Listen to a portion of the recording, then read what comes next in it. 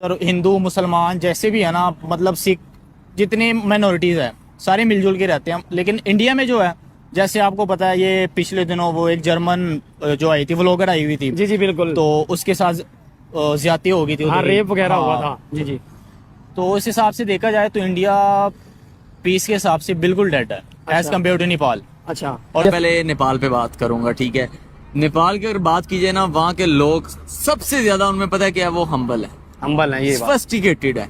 अगर मैं उसके बाद वीजे की बात करूं, पाकिस्तानी अभी अप्लाई करें, ऑन अराइवल मिलता है। ऑन अराइवल मिलना है वीजा, इंडिया कर लें, मिलना ही कोई नहीं। सही बात। मैं छोटा सा डिफरेंस, उसके बाद आ जाए जी वहाँ पे सफाई।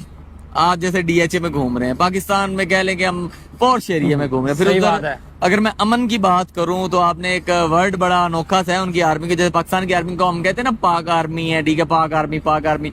वहां की आर्मी है गोरखा आर्मी। जी जी, और वो दुनिया की कह लें कि टॉप 5 आर्मीज में से एक आर्मी है, चाहे वो छोटी कंट्री है जैसा भी है, लेकिन उसकी आर्मी इतनी स्ट्रॉन्ग है कि कोई भी आज तक पंगा नहीं लेता। और कभी किसी ने हमले करने की कोशिश तो बड़ी दूर की बात है, सोचा तक नहीं है। सही बात ये है। तो बात आ गई नेपाल की। अगर मैं बहुत ज्यादा नेपाल नहीं में है। ज्यादा आपको लगता है? नेपाल में तो बहुत ज्यादा है। अच्छा बिल्कुल। वहाँ पे मजे की बात ये है कि वहाँ पे देखने लायक बहुत ज्यादा चीजें हैं। दुनिया की सबसे जो बुलंद तरीन चोटियां कह ले वो नेपाल में है। सही बात, 10 में से 8 हैं। मैं वही कहने लगा जी, 10 में से 8 हैं ही वहाँ पे। पाकिस्तान में उसके बाद आती हैं, K2 बाद में आता है। सही बात हिंदी है। में बाद में आएगा जरूर, लेकिन बाद में आएगा। सही बात लेकिन है। ये है कि वहाँ पे अमन बहुत ज्यादा है। नेपाल की बात कीजिए, वहाँ पे टूरिज्म बहुत ज्यादा है। भीड़ की तरह लगता है, पहाड़ है, बर्फबारी होती है और बड़ा अच्छा है। उसके बाद ये बड़े स्ट्रॉन्ग है। पाकिस्तान पे भी कब्जा हुआ है, इंडिया पे भी कब्जा हुआ है, और अमेरिका पे भी हमले हुए हैं, चाइना पे भी हमले हुए हैं, पर नेपाल पे अभी तक कोई भी कंट्री कब्जा नहीं कर सकी। अच्छा, और इंडिया पे हो गया इसका पाकिस्तानी मतलब। ब्लॉगर सोइब अकराम द्वारा बनाए गए वीडियो से भी यह साफ झलकता है कि नेपाल का सच्चा मित्र कौन है। भारत में ऐसे लोग भी हैं जो नेपाल को अपने देश का ही एक प्रांत मानते हैं। उनके लिए नेपाल एक स्वतंत्र देश ही नहीं है। ऐसे अनपढ़ मानसिकता वाले लोग कभी नेपाल से ऊपर नहीं उठ सकते। दुनिया में घूमने लायक कई देश हैं, लेकिन आखिर पाकिस्तानी जनता को नेपाल ही क्यों पसंद आता है, जबकि नेपाल और पाकिस्तान के धर्म अलग अलग हैं। पाकिस्तानी जनता की बातें सुनकर मुझे लगा कि सच में धर्म से भी ऊपर एक चीज होती है, और वह है मानवता। हाँ, पाकिस्तानी लोगों में मानवता है।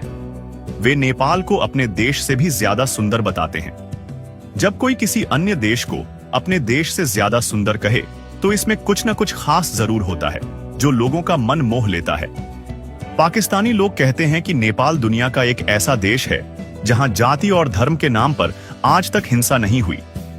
वे यह भी कहते हैं कि नेपाल के वीर गोरखा सैनिकों को चुनौती देने की हिम्मत आज तक किसी में नहीं हुई। वे बताते हैं कि दुनिया की सबसे ऊंची चोटी माउंट एवरेस्ट नेपाल में है, और दुनिया की 10 सबसे ऊंची चोटियां हैं। चोटियों में से 8 नेपाल में ही हैं। नेपाल इतना भाग्यशाली है कि यहीं गौतम बुद्ध का जन्म हुआ था। यहाँ पशुपतिनाथ का मंदिर है, जहां सागर माथा एवरेस्ट मुस्कुराता है, जहां फेवा झील लोगों का मन मोह लेती है। नेपाल में घूमने के लिए इतने सारे स्थान हैं, और इस बात को पाकिस्तान ने पहचान लिया है।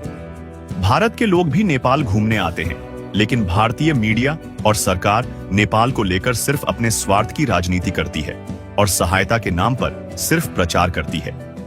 भारत की सोच क्या है, यह तो पूरी दुनिया जानती है, लेकिन नेपाल की शान अलग ही स्तर की है, और पाकिस्तान इसे भली भांति समझता है। पाकिस्तानी मीडिया नेपाल के प्रति सकारात्मक सोच रखता है, इसलिए पाकिस्तान नेपाल का सच्चा दोस्त है। आपको क्या लगता है, भारत या पाकिस्तान, इनमें से कौन सा देश नेपाल का सच्चा मित्र है? कृपया कमेंट करें। जय हिंद, जय नेपाल।